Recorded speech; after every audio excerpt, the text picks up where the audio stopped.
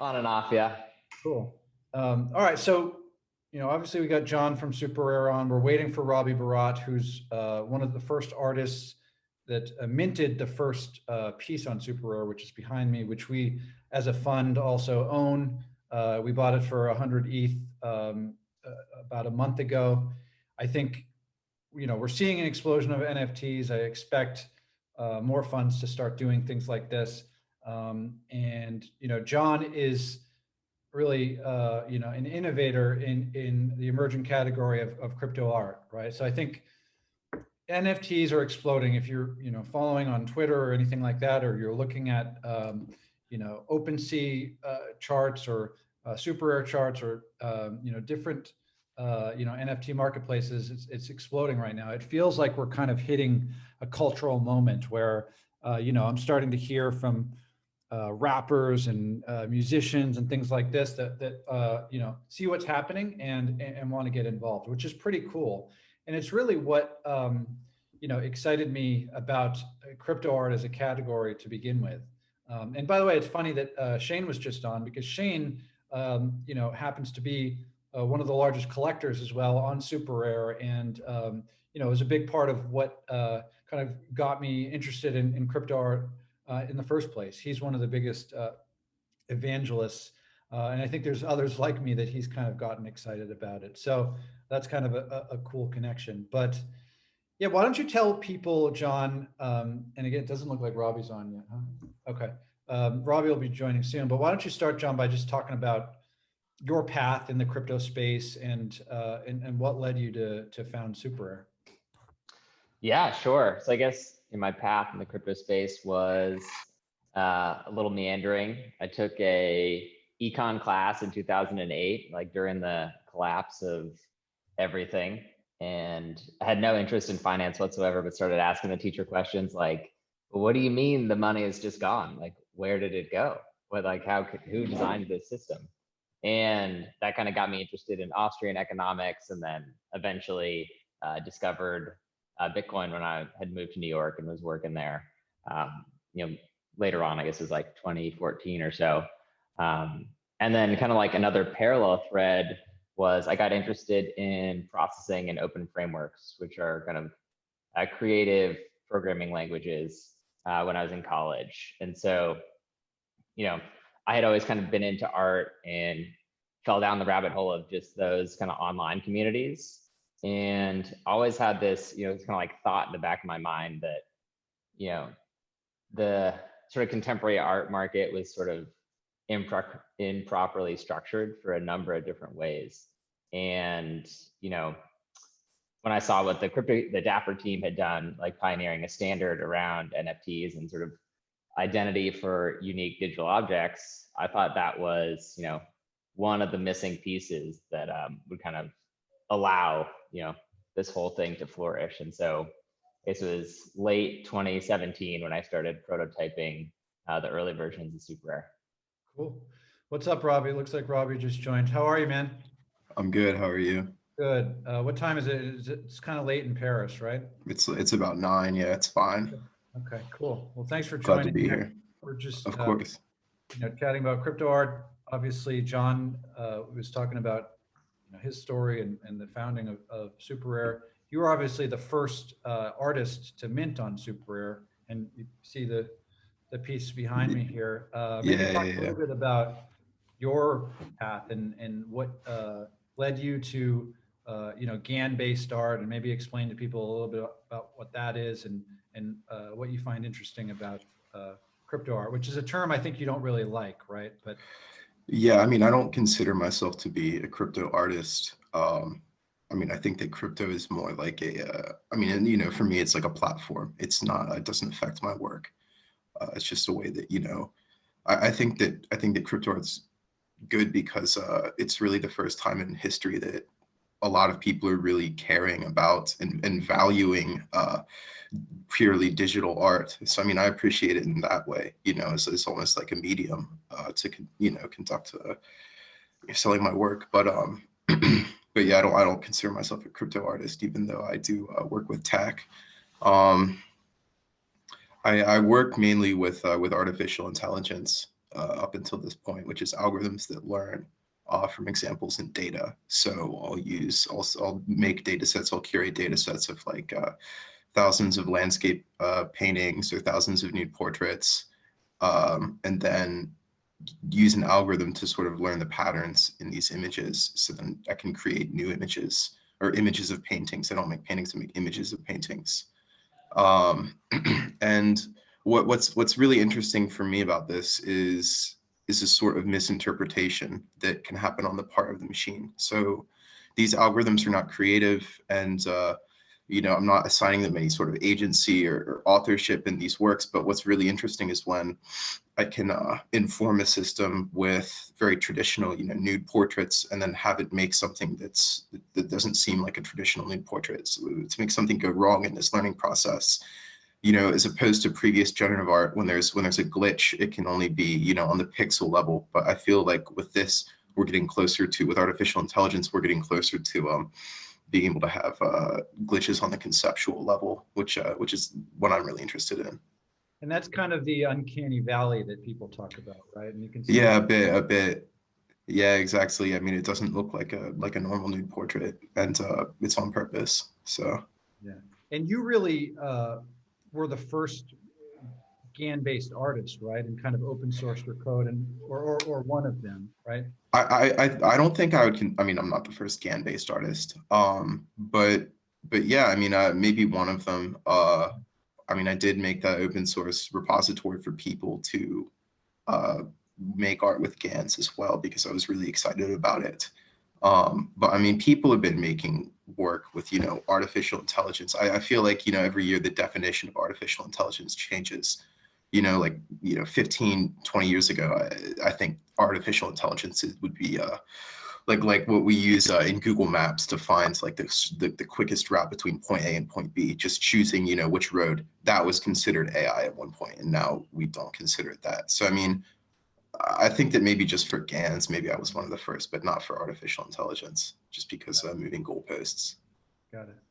So, John, maybe you could talk about kind of, when you started SuperRare, was there a big market of artists that were interested and kind of got it? Obviously, Robbie was one of the first to the platform, but talk about that and kind of how you found a market.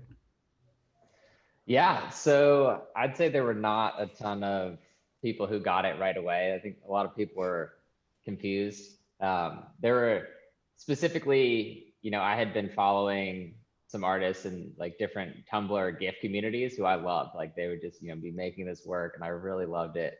So I reached out to a number of them, and, often it was sort of just like crickets, or they would be like, isn't like, crypto's a scam, right? Or like people are just super confused.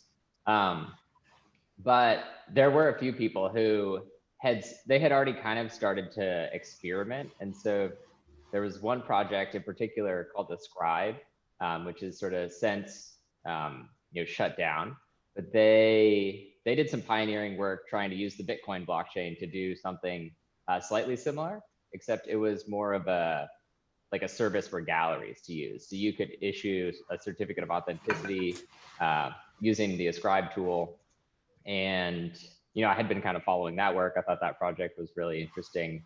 And so there were a couple artists who had used this, and I had, you could go see on Twitter, like they were talking about selling this crazy blockchain-based art. So they were probably some of the first ones to come on and do that. One of those notably was Xcopy, who kind of does some interesting, dystopian future GIF art that I really enjoy. But yeah, early on, it was like tons of skepticism. And I think, rightfully so, especially in art, people often are like, well, who are you? Like, you just showed up. I've never heard of you before. You're, making grand claims. Let's see what happens. And, I think now, we've been around for about 3 years, so we have a little bit of a reputation. People kind of know us, know our personalities. But early on, it was, a very, it was completely manual. So I met Robbie through a mutual friend, Jason, and he was also super influential. Like he was one of the first people. He was. Yeah, he was like one of the few people who was really into art and also like kind of understood how crypto works. So it's like we immediately bonded and we're like, well, this is cool. There's not, there's only a handful of us in the world right now. So he was also really helpful kind of bringing on new artists. It feels like we've talked about this a bit today, of this trend of like internet culture colliding with real world culture and maybe overtaking it. And yeah, I think it's relevant here because I think a lot of people think about art as physical art, and it's the physical world that really matters and is real, and the internet is fake, right? But I feel like we're shifting, and maybe I'm in my internet bubble. We'll see. But I feel like we're shifting to a world where like the internet is more real than real life in some ways. And I think crypto is a beneficiary of that broadly, but crypto art as well. How when you what's the, but you still, I'm sure, get a lot of skepticism. So how when someone asks, what gives crypto art value, or why would I want this digital file? I can't look at it; it's easily copied. What do you say to that? So I often ask people, what I've found is like I feel like people haven't really thought about why someone might collect something at first, and so a lot of the skeptics have never actually, maybe they've had like light experience with it, but they've never really gotten into something and thoroughly enjoyed the collecting experience. Because if you think about it, like you're participating in this whole ecosystem and community, and so when people are like, well, I took, the classic example is like, I took a screenshot and now I have the art. And so what are you going to do now? And which is, this is my favorite question, because you're like, yeah, I guess, like, I feel like you have a picture of the art, but you don't have a connection with the artist, right? Like the artist has no idea who you are. And you also don't have a connection with the prior collector. And so like, if you start to deconstruct, you don't have the authentic version as well, right? Yeah, you don't have the authentic version. But I think even like, just like if we think about art collecting generally, like a huge part of it is like connecting with the other humans who are also, participating in this activity. And so I think that's a big part where like most people have never really thought about like, why would you do this? Another sort of funny sort of this is less common now, but like early on, a bunch of people are like, you can't take it offline. Anyone can see it. Why would I want it if anyone can see it? Like there is like everybody got these memes about wanting to hide the art. And again, it was like, people don't buy art so you can prevent other people from seeing it. That's crazy. Like, it's like people buy art because you really appreciate the work this artist is doing. You want to support them. You want to become part, you get to become part of the story as well. And I think that's like a very powerful thing. And like, once you actually do participate in some of these collecting communities, it becomes more obvious, but at a superficial level, it's, maybe it's hard to tell. Yeah. I mean, I can just tell you, and I, shared with the group, we like to invest in products that we really get excited about from a user perspective. And this is, certainly a category that I first was excited from, a personal user perspective, and then, got more into it. And, why we bought, Robbie's, Genesis SuperRare mint is, we really like Robbie. We like his story. We think he's going to be a more important artist in the world in the future. And it's kind of, a connection and bet on him in some ways. And Robbie, I know you don't like talking about money, and I know you were a little skeptical too of, someone coming in and buying your work for a big price and things like that. But it's also, there's some benefits, right? I mean, the fact, one of the really unique things here is that, you sold your work primary, but you also take a cut, of the secondary sale, right? And yeah, that's one of the big things that I really love about SuperRare and selling or putting my work on the blockchain, is that it's sort of a depart from the traditional art market where because it's on SuperRare has a policy about every resale the artist gets 10%. So that's, I think, really incredible. Even 10% does seem not like a huge value, but I mean, it really is, especially when it's your work resells multiple times, goes from collection to collection to collection. So I think that, I mean, that alone is just like a huge reason why I think that, for the artist selling your work this way, or just having your work this way, it's much more supportive and much, it's much more supportive and inclusive than the traditional art market. Yeah. So you though haven't been doing much. You're more focused on kind of more traditional art these days, right? Maybe talk a little bit about that and why you kind of. Yeah. So yeah, I'm sort of. I started making work with artificial intelligence quite early. When I was about 17, it was some of the first artwork that I made, and I feel like I've sort of explored all that I want to with artificial intelligence right now. I mean, I'm working on new work that's just like I'm learning to paint. I worked with a painter in the past, and we had an exposition in 2019 about how an artist like me works with a bunch of data and versus how a painter works, just like process wise. But he's teaching me how to paint now. I'm doing some work exploring, I guess, older types of art that might not have been appreciated as art when it was first made. Like I'm doing a lot of work with the game Counter-Strike, which is a game from the early 2000s, and some of these community made resources for it are really kind of stunning and kind of very unique. And I feel like nobody really appreciates some of this stuff, even though it's very interesting visually, just because it's from a video game. So I mean, I'm doing just sort of more exploratory work. I don't know if I call it more traditional, but I'm sort of just trying to branch out of AI. And I mean, I think that a lot of this work is just so exploratory. Maybe it's not even something that can be sold. So I haven't been using SuperRare that much lately, but it's not because I don't like Super or anything. It's just because that's the path that my work is taking. I'm sure there's some collectors out there though that would probably be excited about even your Counter-Strike stuff being minted on SuperRare, right? Yeah, but I don't even know how I'd mint it because it's something almost just more like a performance than a digital image. Yeah. Okay. So John, what do you think? I mean, I'm sure some people are understanding kind of what we're talking about and can see how crypto art could grow and be interesting. There's probably some people that still don't get it, and so what do you think are the kind of the major roadblocks to getting more people into crypto art and kind of believing? I kind of see it as similar to Bitcoin, right? It's like kind of this thing that you kind of have to believe, and as more people believe it, the more it becomes a thing, right? But what's on the SuperRare roadmap? What are things that that you think are really needed to bring more people into this space?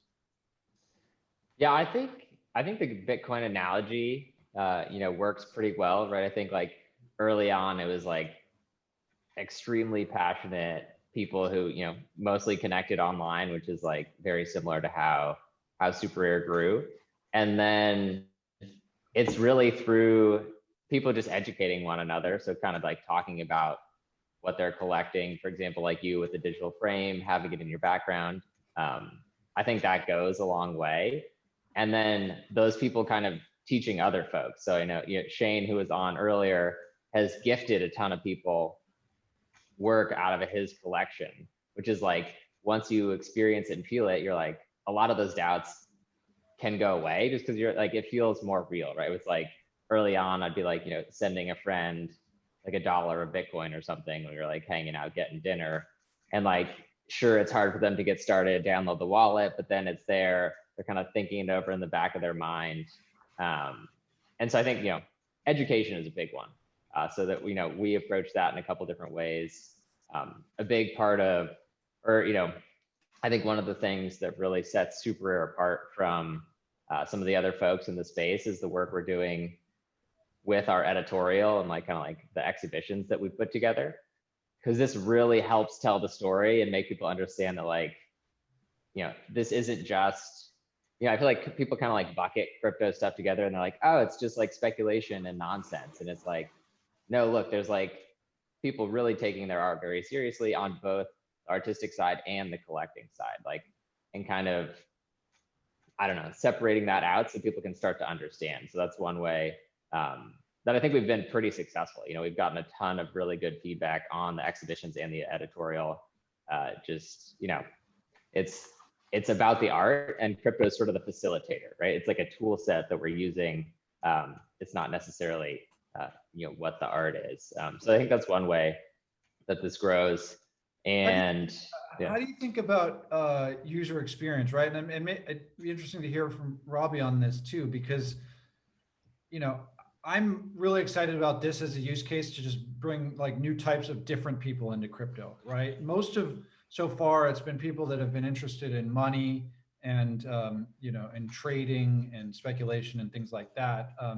But, you know, but SuperRare and Cryptoart broadly is bringing in artists, right? So just different people that can benefit from crypto. So to me, that's super exciting. But, you know, given that a lot of these people are not crypto native, we've talked about the challenges with MetaMask and things like that. So, I mean, Robbie, were you into crypto already before you got on SuperRare? Maybe very lightly. I mean, I knew what it was, but I didn't know that something like, I mean, I just thought of it in terms of currency.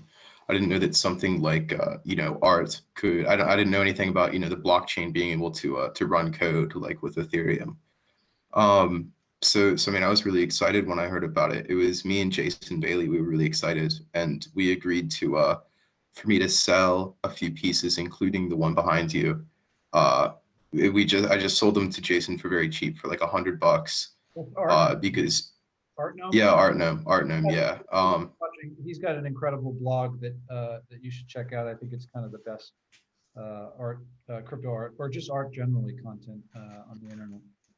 Yeah, but yeah, he really does. It's ARTNOME, because I know that Art Gnome is sort of hard to parse. Yeah. But no, Jason was really supportive, and I mean, you know, so is everybody at SuperRare. But we just sold, you know, a few pieces to him, just sort of as a demonstration to show that, you know, this could work, this hypothetical, you know, market for digital artists, you know, that's sort of apart from the traditional art market, to just demonstrate that this could exist. And that, yeah, there would be people out there who are willing to pay, you know, real money for just a digital file. I think that's really what we were trying to accomplish with that first sale.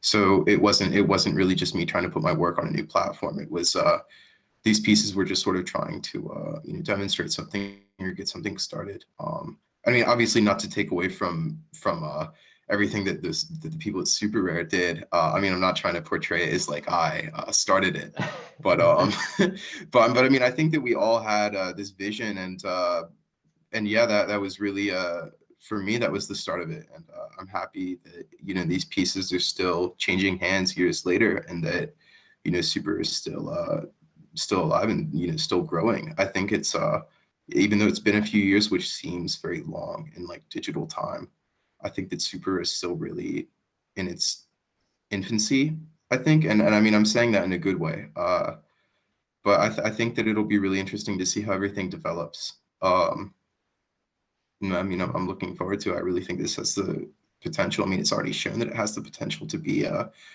you know, something different and something really good for digital artists. I mean, I've already met a lot of artists on Super who said that, you know, they would not be able to support themselves off of their work if it were not for SuperRare.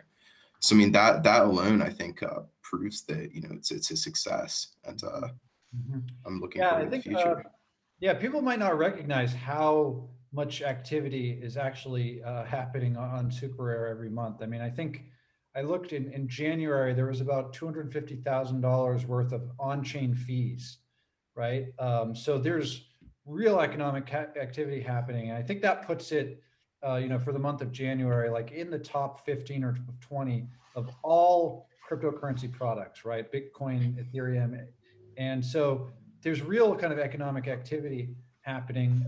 Why don't you tell people, you know, how the company is making money now, and, you know, what that value capture might look like in the future, John? Sure. So yeah, right now we're basically sort of a suite. I guess there's like two components to SuperRare. There's a suite of smart contracts. We have a user interface built on top that mostly just ingests the blockchain data. And right now we take a cut on primary transactions and secondary transactions, and it happens directly into the smart contract. So like kind of coded in there next to the artist royalties is like, okay, what type of transaction is this? And there's a fee split. It's 15% on primary, right?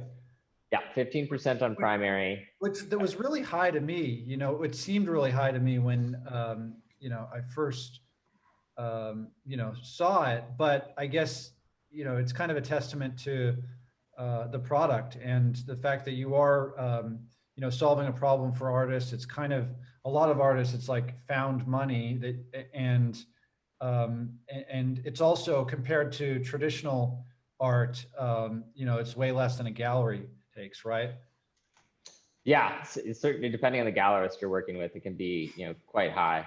And so it was like, and we basically just kind of like chatted with like the community. It was very small, but it was like kind of what seems fair. Like we want to work on this. But, I'd say we're all working together.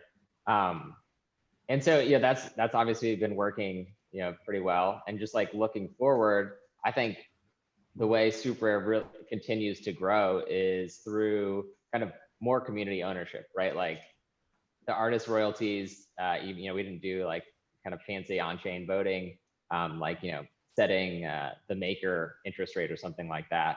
But we did basically talk to all the artists and collectors that we could and say like, what sounds fair, right? Like how do we want to structure this for royalties and our fees? And so I think if you look at the strength of the community, there's a very strong argument to be made for kind of artist and collector ownership or like over SuperRare as a whole, right? Like we've seen this trend within communities within crypto, right? We're experimenting with this new technology.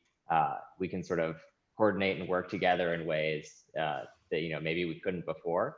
And so I think there's a very strong use case, and probably one of the most exciting ones in my mind, right? I think this is we have an extremely strong, passionate community, and they're not just here for speculation, right? These people really care about the art that they're creating and the collections they're building. And so I think we have an opportunity to play with these new governance models and kind of strengthen the bond and make the platform even stronger than it is today. We've got some people from the crypto art community on here. I see Power Surge, good content creator, and Fafa Fofo, a collector. I mean, one of the things that got me excited about crypto art early on is this really passionate community, right? That are just really excited about collecting, about creating.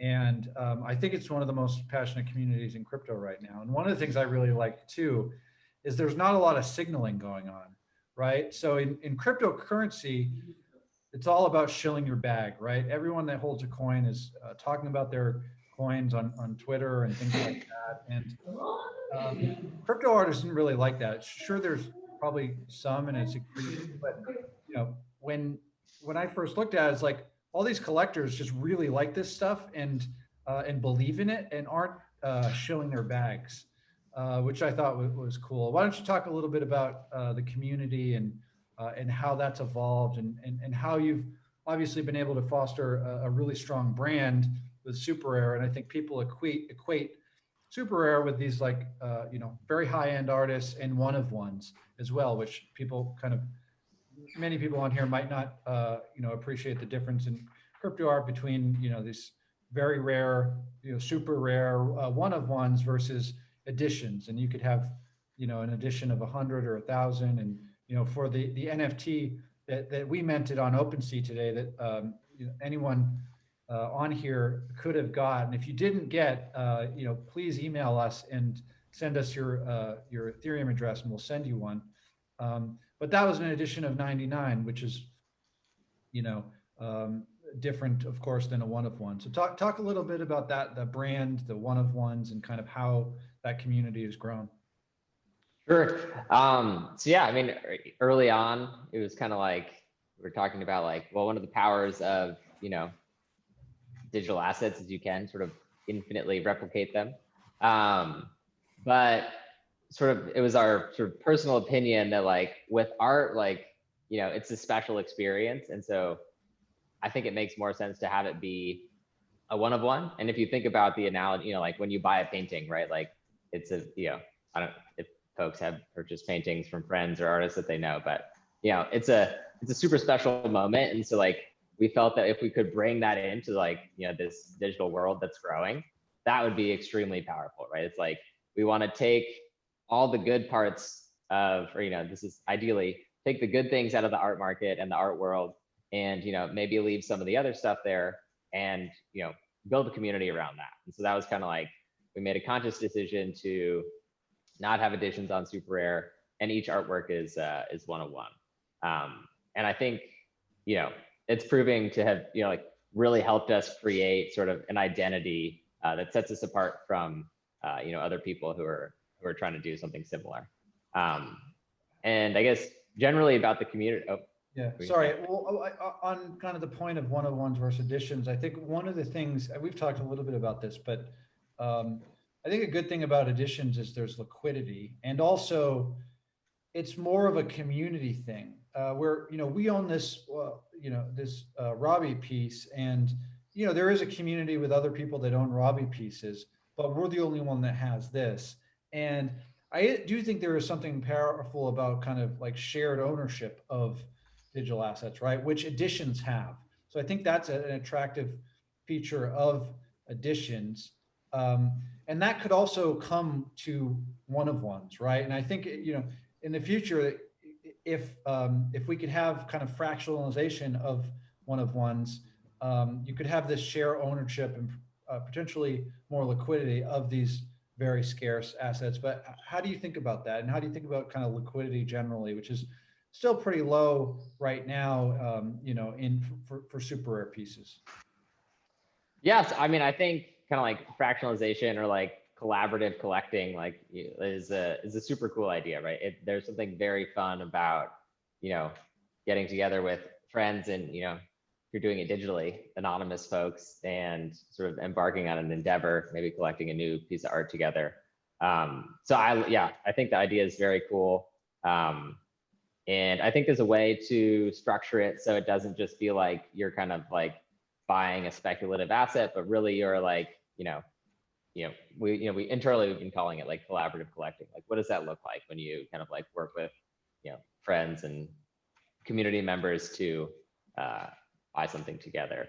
So I think it can add a huge amount of, which would, you know, be good for everybody, right? Like more liquidity in the market allows the support of more artists, basically. So I think it's, you know, net positive and something, you know, that we're actively thinking about. If you look at a lot of the sort of big sales numbers over the past like 6 months, a lot of the action has been sort of like in the editions sort of category.